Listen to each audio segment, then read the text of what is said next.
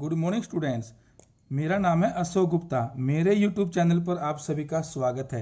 आज मैं लेकर आया हूं लेक्चर 62 और स्टूडेंट्स आज के लेक्चर में मैं आपको क्लास 9th में चैप्टर 1 नंबर सिस्टम्स की एक्सरसाइज 1.6 करवाऊंगा। तो चलिए स्टार्ट करते हैं एक्सरसाइज 1.6। तो उसका पहला क्वेश्चन है फाइंड। बेटा इसमें जितने भी क्वेश्चंस है वो एक्सपोनेंट्स पर बेस्ड है। यानी देखिए फर्स्ट पार्ट है 64 रेज टू द पावर 1/2। तो 64 क्या है बेस, 1/2 क्या है एक्सपोनेंट जिसको पावर भी बोलते हैं। Same 32 raise to the power 1/5। Third है 125 रेज टू द पावर 1/3। तो बेटा हमें फाइंड मतलब इनकी वैल्यूज फाइंड आउट करनी है। तो देखिए फर्स्ट पार्ट है 64 रेज टू द पावर 1/2। तो solution first part 64 raise to the power 1/2। देखिए स्टूडेंट्स जो 64 है 64 को हम लिख सकते हैं 8 raise to the power 2।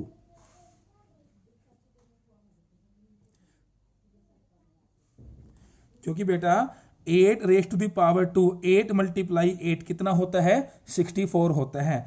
Students अब ध्यान रखिए, देखिए मैं आपको साइड में करके बता रहा हूं।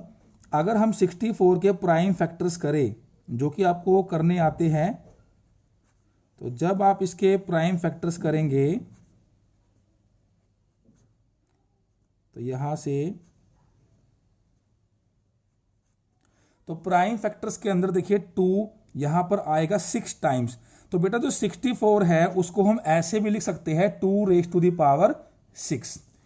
लेकिन यहां मैंने 64 को लिखा है 8 रेज टू द पावर 2। बेटा वैसे तो हम यहां पर ये भी लिख सकते हैं, लेकिन ऐसा यहां इसलिए लिखा गया है बेटा क्योंकि यहां पर 1/2 है। अगर यहां 2 है तो हमने कोशिश करनी है कि हम इसको पावर 2 में कन्वर्ट करें। तो मैंने 64 को पावर 2 में कन्वर्ट किया है। अब इससे हमारा फायदा क्या होगा बेटा वो देखिए 8 रेज टू द पावर 2, यहां पावर 2 है, अब उसकी भी पावर कितनी है 1/2। तो बेटा यहां हमारे पास लॉ ऑफ एक्सपोनेंट होता है। वो लॉ क्या कहता है, अगर पावर के ऊपर पावर आ जाए तो उन दोनों पावर की आपस में मल्टीप्लाई हो जाती है। तो 8 तो 2 की मल्टीप्लाई 1/2 से हो जाएगी। इससे क्या फायदा होगा, 2 से 2 कैंसल आउट हो जाएगा। तो क्या बचा 8 रेज टू द पावर 1। और students 8 raise to the power 1 क्या होता है 8। तो ये हमारा आंसर आ गया। सेकंड पार्ट है 32 रेज टू द पावर 1/5। तो बेटा यहां 5 है तो 32 को हम कन्वर्ट करेंगे पावर 5 में। तो इसके लिए पहले हम साइड में इसके प्राइम फैक्टर्स निकाल लेते हैं। तो 32 के प्राइम फैक्टर्स हम करेंगे यहां 8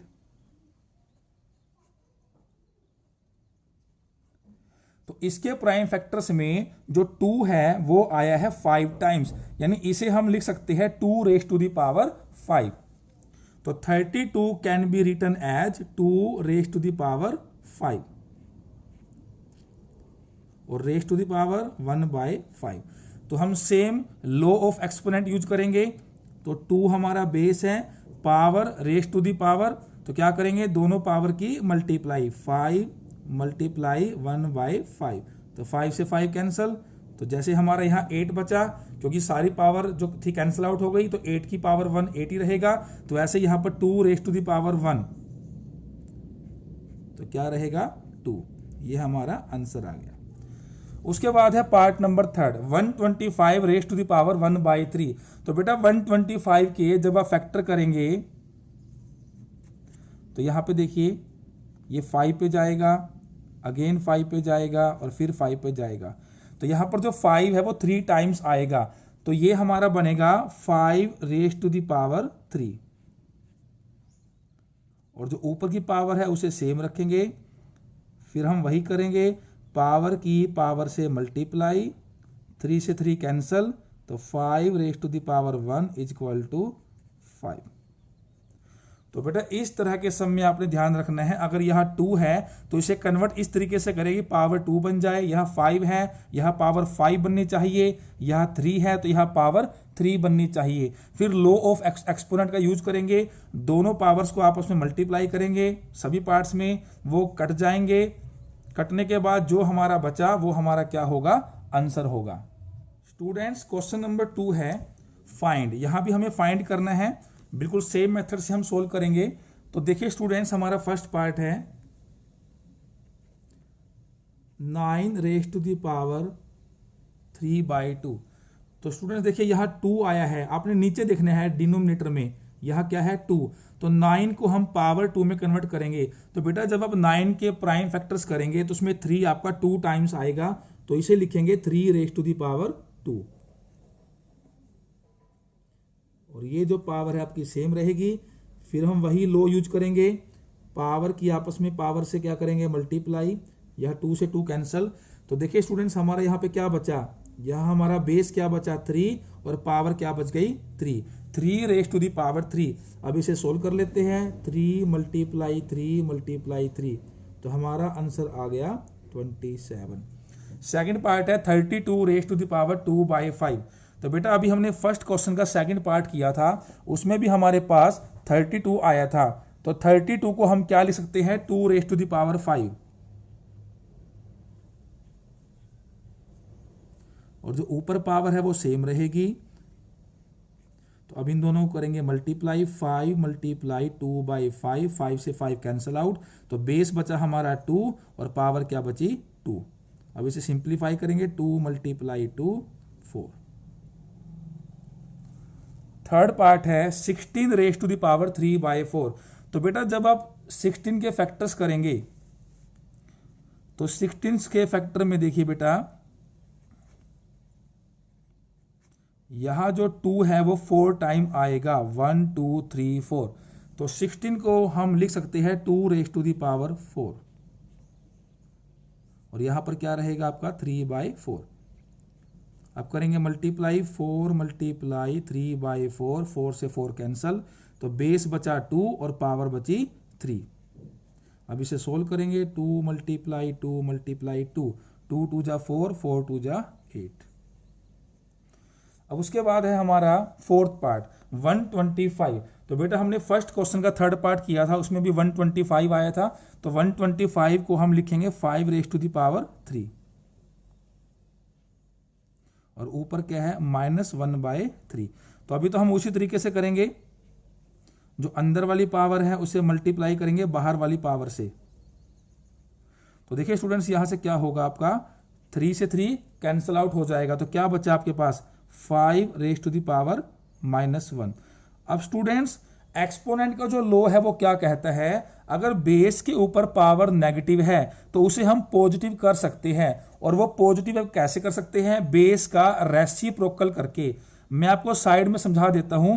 मान लीजिए बेटा आपके पास है 2 रेज टू द पावर -3, तो बेस 2 है, पावर -3 है। अगर मैं इस नेगेटिव पावर को, नेगेटिव एक्सपोनेंट को पॉजिटिव करना चाहूं, तो ये जो बेस है मैं इसका क्या करूंगा रेसिप्रोकल। तो 2 का जो रेसिप्रोकल है 1/2 होता है। तो बेटा मैं इसको ऐसे लिख सकता हूं 1/2 रेज टू द पावर 3। यानी जब बेस का रेसिप्रोकल करेंगे तो जो पावर थी उसका साइन चेंज हो जाएगा, तो नेगेटिव से पॉजिटिव हो जाएगी। तो स्टूडेंट्स यहां भी हम 5 का जो रेसिप्रोकल है वो करेंगे, तो क्या हो जाएगा 1/5। तो ये जो -1 है ये क्या हो जाएगा +1। और बेटा 5 रेज टू द पावर 1, इसका मीनिंग 5 ही होता है, तो इसको हम क्या लिखेंगे 1/5। तो ये हमारा आंसर आ गया। क्वेश्चन नंबर 3 है सिंप्लीफाई। फर्स्ट पार्ट है 2 raise to the power 2/3 into 2 raise to the power 1/5। बेटा यहां पर जो ये डॉट लगा है इसका मतलब है मल्टीप्लाई। आप इसका मीनिंग डेसिमल मत समझना, तो मैं यहां पर मल्टीप्लाई कर देता हूं। तो बेटा देखिए इसे हम सोल्व कैसे करेंगे। देखिए पहले मैं लिखता हूं statement, 2 raise to the power 2/3 multiply 2 raise to the power 1/5। बेटा देखिए हमारे पास यहाँ लॉ ऑफ एक्सपोनेंट लगेगा, वो क्या है देखिए, आप ऑब्जर्व कीजिए, यहाँ का बेस और यहाँ का बेस दोनों के बेस सेम है, और बीच में क्या है मल्टीप्लाई का साइन। बेटा अगर बेस इक्वल है और मल्टीप्लाई हो रही है तो क्या करते हैं, उन दोनों बेस की पावर को ऐड करेंगे, ये आपने ध्यान रखना है। तो देखिए यहाँ जो बेस है हम उसे लिखेंगे, इसकी पावर में इसकी पावर को ऐड करेंगे, 2/3 + 1/5।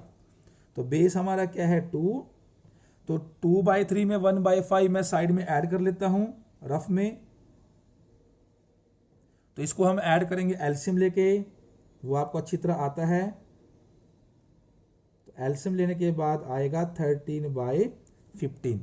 तो यहाँ हमारा क्या आंसर आया, इनको ऐड किया 13 डिवाइडेड बाय 15, तो 2 raise to the power 13/15। Second part है 1/3 raise to the power 3 whole power 7। तो बेटा सबसे पहले आप ये समझिए, जो ये होल पावर 7 है इसका मीनिंग क्या है। इसका मीनिंग है कि ये जो 7 है अंदर जितनी भी वैल्यू है, चाहे वो न्यूमिनेटर की है चाहे डिनोमिनेटर की है, वो सबकी पावर 7 है। पहले हम बात करेंगे न्यूमिनेटर की। बेटा देखिए 1 रेज टू द पावर 7, याद रखिए बेटा 1 की तो पावर कुछ भी हो, 1 को हम 1 से कितनी भी बार मल्टीप्लाई करें वो तो 1 ही आएगा, तो यहां तो आएगा 1। अब बात करते हैं डिनोमिनेटर की। डिनोमिनेटर में बेटा देखिए 3 raise to the power 3, already power है और ऊपर भी क्या आ गई, पावर। तो अभी हमने लॉ ऑफ एक्सपोनेंट किया था, अगर पावर के ऊपर पावर आए तो दोनों पावर को करते हैं मल्टीप्लाई। देखिए पहले हमारा जो बेस है वो क्या है 3, अब इस 3 की 7 से कर दीजिए मल्टीप्लाई, 3 × 7 21, ये हमारा आंसर आ गया। और बेटा हम इसको ऐसे भी लिख सकते हैं 3 रेज टू द पावर -21, क्योंकि मैंने अभी बताया था अगर हम जो हमारा बेस है, बेटा बेस क्या देखिए यहाँ पर, ये देखिए बेटा ये 3 रेज टू द पावर 21 है, ये 3 क्या है 1/3 है, तो 1/3 का जो रेसिप्रोकल है वो क्या होगा 3/1। तो अगर मैं इसका रेसिप्रोकल कर दूं यानी कि 3 कर दूं तो जो पावर है उसकी साइन चेंज हो जाएगा, तो ये प्लस का है तो क्या हो जाएगा माइनस का। तो हमारा आंसर आया 3 रेज टू द पावर -1। आप इसको यहां तक भी कर सकते हैं और ये भी कर सकते हैं। पार्ट नंबर है थर्ड। बेटा पार्ट नंबर थर्ड में ऑब्जर्व कीजिए दोनों का बेस सेम है। अभी हमने फर्स्ट पार्ट किया था, यहां भी बेस सेम था, लेकिन बेटा यहां मल्टीप्लाई था, लेकिन यहां पर क्या है डिवाइड, ऊपर नीचे न्यूमिनेटर डिनोमिनेटर। अगर बेटा डिवीजन में आपके बेस सेम है तो ऊपर वाले की पावर में से नीचे वाले की पावर माइनस करेंगे, और मल्टीप्लाई है तो दोनों पावर को ऐड करेंगे। तो यहां हम क्या करेंगे, अभी जो हमारा बेस है हम उसे लिखेंगे, ऊपर वाली जो पावर है न्यूमिनेटर की उसमें से माइनस करेंगे डिनोमिनेटर की पावर 1/4। तो 1/2 में से 1/4 जब हम माइनस करेंगे, देखिए स्टूडेंट्स इसको भी हम एलसीएम लेके सोल्व करेंगे।